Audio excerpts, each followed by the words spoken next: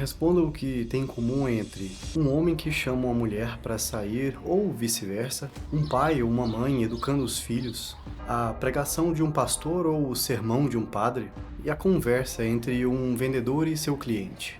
A resposta, como você já deve saber, é a persuasão. Ela está presente em todas as situações, mas agora é que vem o mais interessante. Isso é certo ou errado? Olá! Se você não me conhece, prazer, eu sou o Ramon e você está no Manual da Independência. Você acha que persuadir alguém é algo negativo? Ao final desse vídeo, você vai entender que não é. Eu vou te explicar como é algo natural do dia a dia em sociedade e, o mais importante, como lidar com a persuasão sem demonificá-la. Assim, você vai poder tirar um bom proveito disso tudo e se proteger contra pessoas que têm más intenções com ela. Para começar, temos que entender o que é a persuasão em si. A palavra persuasão muitas vezes é associada à enganação, como se fosse um meio de manipular alguém a fazer algo que você quer. O problema é que, culturalmente, nós acabamos fazendo essa associação porque, afinal, vivemos um país onde malandro é malandro e mané é mané, sendo malandro uma virtude, enquanto mané um defeito. Aí, mano, venderam a camisa da escola municipal pro gringo, mano. Qual é? Manda ele virar pra cá, Douglas! Manda ele virar pra cá! 100? Pagou quanto? 150, mano. Mas não é curioso uma pessoa completamente fudida se sentir superior a outra que provavelmente veio de um país mais desenvolvido que o nosso e está em uma viagem internacional de férias e não se incomoda em pagar R$ 150 em algo aleatório porque essa quantia é provavelmente insignificante para ela? Ao invés de associar unicamente persuasão a esse tipo de ato, seria interessante você associar persuasão a convencimento. Parece a mesma coisa, mas vamos voltar aos exemplos. É algo ruim chamar alguém que te interessa para sair? Eu acredito que não, mas você precisará convencer essa pessoa de que isso é uma boa ideia. Assim como quando um pai, ao educar o filho, precisa ser persuasivo na intenção de querer corrigir um erro, ou de convencê-lo de que ele será alguém melhor se ouvir o pai. Entende onde eu quero chegar? O exemplo mais interessante é o do vendedor e o seu cliente, porque ambos estão persuadindo aqui. O vendedor quer convencer de que o produto ou serviço que ele está tentando vender é algo de valor para o cliente, enquanto que o cliente vai tentar convencer o vendedor a baixar o preço ou adicionar alguma coisa na negociação, ou qualquer outra coisa que deixe essa negociação boa para ele. No final das contas, imagine que a persuasão é como uma faca. Uma faca pode ser usada para cortar uma carne suculenta em um churrasco, regado de risadas de amigos ou familiares. Mas ela também pode ser usada para machucar uma pessoa ou fazer algo pior. A faca em si é só uma ferramenta que por si só não é boa ou ruim.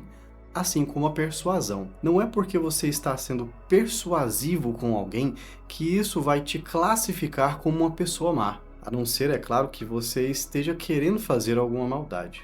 O problema não está na ferramenta, mas está na intenção de quem a usa. Por isso, é importante separar os conceitos de persuasão e manipulação, porque apesar de parecerem coisas iguais, são coisas completamente diferentes.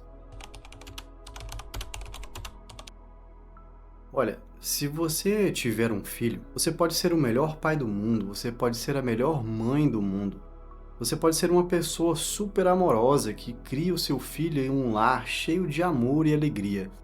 Se você não souber como ser persuasivo, você não vai conseguir convencer o seu filho de que verduras e legumes são melhores a longo prazo do que pizzas e hambúrgueres, ou de que 3 horas de leitura darão um futuro melhor a ele do que 3 horas de videogame. Não vai adiantar mostrar estudos científicos, dar exemplos ou principalmente impor a sua verdade. Castigos e imposições podem até funcionar, Mas no mundo atual, onde as mentes dos jovens são tão frágeis que até a privação de um telefone pode terminar em uma tragédia, aprender a conversar e ser mais persuasivo no convencimento dele ou dela vai ter um resultado muito melhor, eu posso te garantir isso. Susan M. Weinschenk, ou Weinschenk.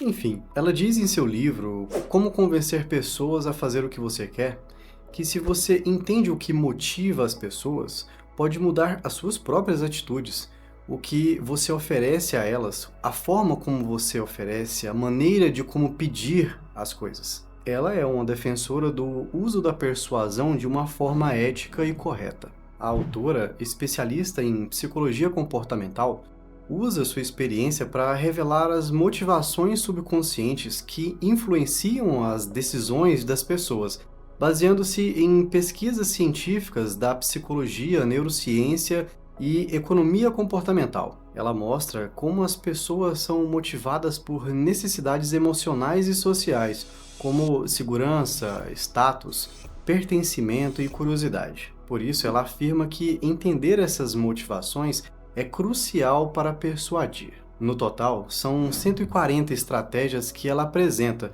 Eu só não vou me ater a isso aqui porque não é o motivo do vídeo. Mas saiba que você pode, por exemplo, usar a persuasão no ambiente de trabalho, porque isso pode melhorar a comunicação com colegas, líderes e clientes. Ao entender o que motiva os outros, você pode apresentar propostas de maneira que eles sintam que suas necessidades estão sendo atendidas, facilitando a cooperação e o sucesso nas negociações. Pode também usar nos relacionamentos, porque o conhecimento das motivações pessoais pode ajudar a melhorar a comunicação e a resolução dos conflitos nas relações. Criar empatia e saber como apresentar os seus pontos de vista, influenciar as decisões sem manipulação é bom para manter um relacionamento saudável. Mas, principalmente, você pode usar isto em si mesmo.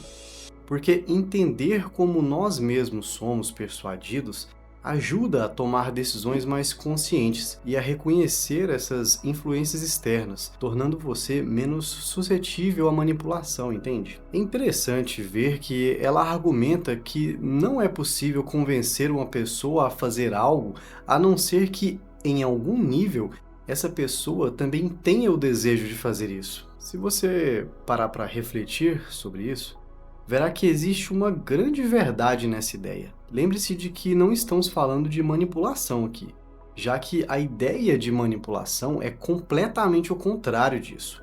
O manipulador tenta enfiar esse desejo na cabeça de quem ele quer manipular.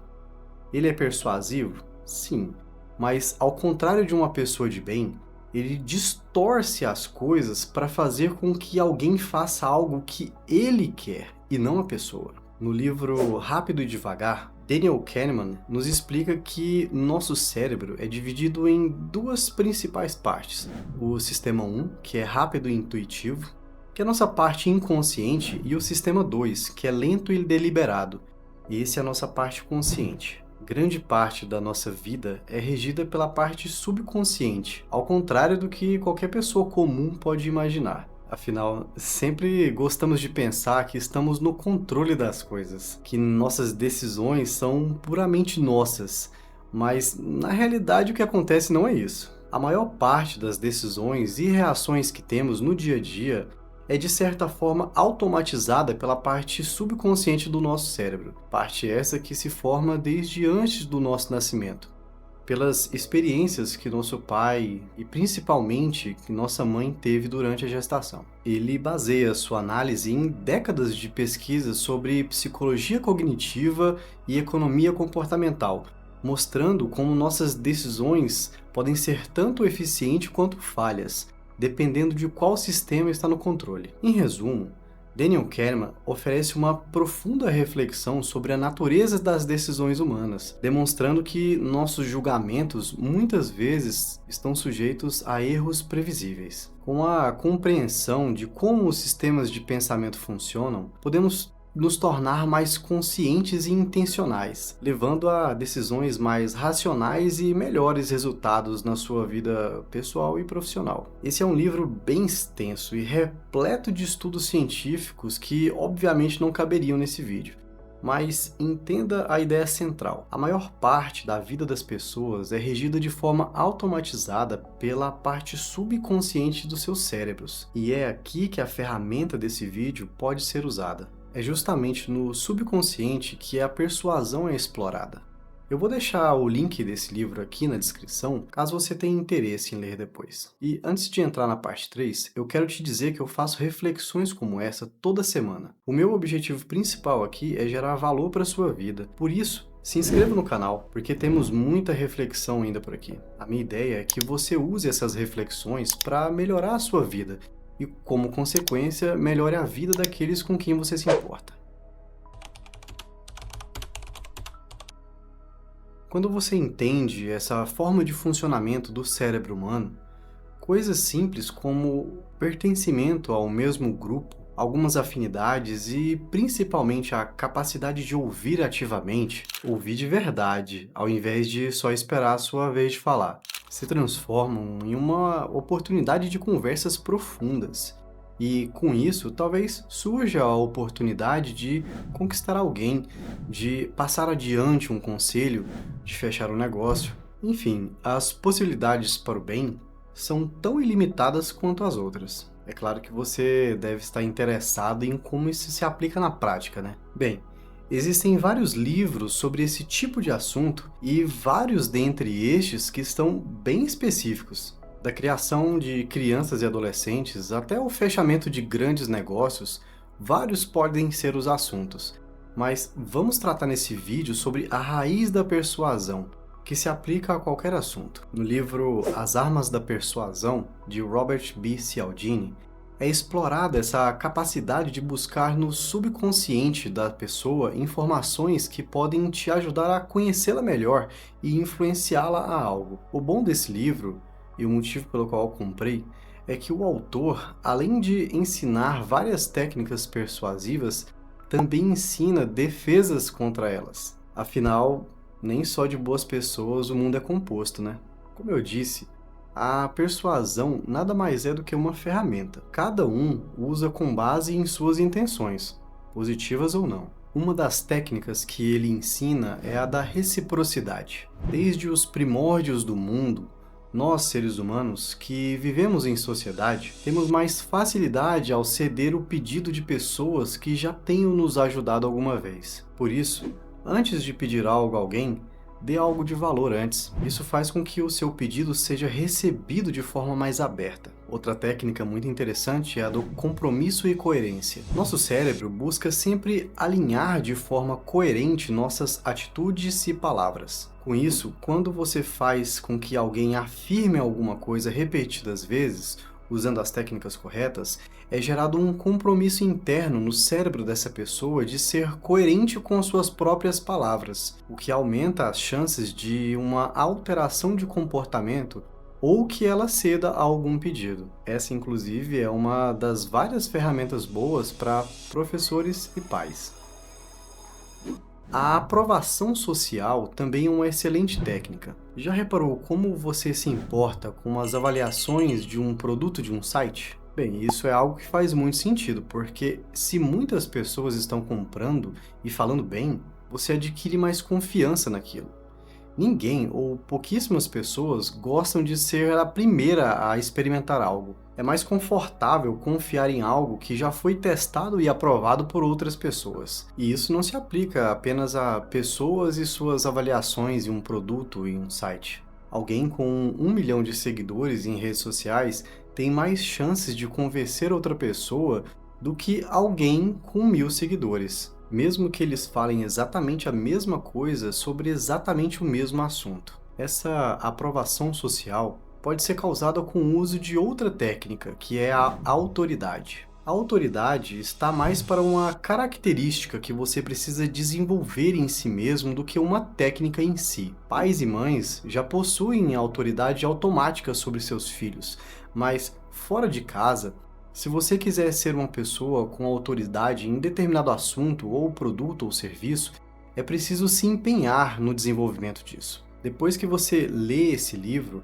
você consegue identificar várias situações onde algumas pessoas utilizam dessas técnicas para tentar te persuadir. É até um pouco engraçado quando você consegue perceber esses padrões. Mas o mais interessante disso tudo é que quando você sabe que a pessoa está usando uma dessas técnicas, você se vê capaz de erguer um escudo mental para se proteger disso. Aquele livro que eu te mencionei antes, deixa eu pegar ele aqui. O Como Convencer as Pessoas a Fazer o que Você Quer, se inspirou muito nesse livro do Cialdini.